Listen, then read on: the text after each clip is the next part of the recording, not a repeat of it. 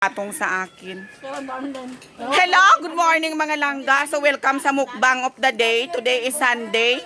No, ayan ang mga friends ko na yan. Mukbang daw sila. So today, hindi muna ako magmumukbang kasi aram mo naman araw-gabi nagmumukbang naman ako. So sila na lang muna magmumukbang. So ayan ang minukbang nila.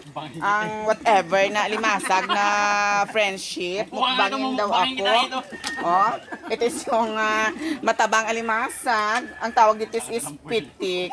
Pansit for a long life para mahaba-haba pa yung mukbangan. So naubos na yung hotdog na with cheese, no?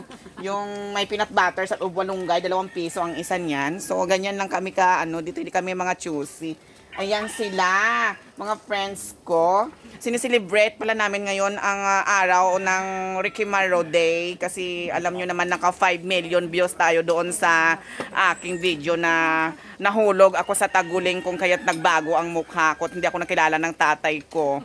Ang tanging natandaan na lang sa akin ng tatay ko is yung noo namin na puno ng abo.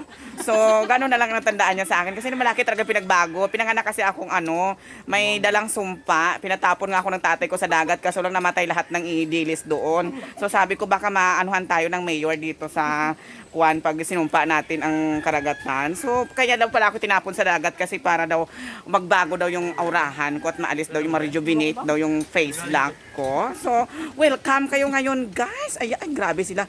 Ganun pala ang mga Pilipino, kagrabe kumain. Kabilis nilang kumain. 10 kilong bigas, hindi man lang nakarating sa may dulo ng duhat ang usok. Saglit lang. Grabe sila, sana all.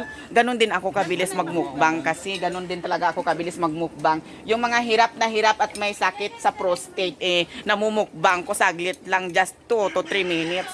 Ay, labas talaga lahat ng kinain, pati alimasag, gumagapang pa talaga. Ganon talaga ako kabilis magmukbang dito. So, ayan sila, nagkalat sila. Mamaya may abangan kayo dito magandang sa amin, no? Magandang mangyayari. Inuman na daw. Diyos ko po. Tubig lang ako, ha? Tubig lang ako. Milk tea pala, milk tea. So, ayan. Maganda ang milk tea. Ito pala yung ko.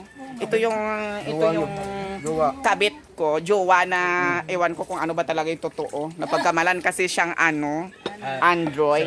Ay, Android. Ito naman yung friendship ko na si Vanessa na 16 years old pero mukha na siyang lang siya.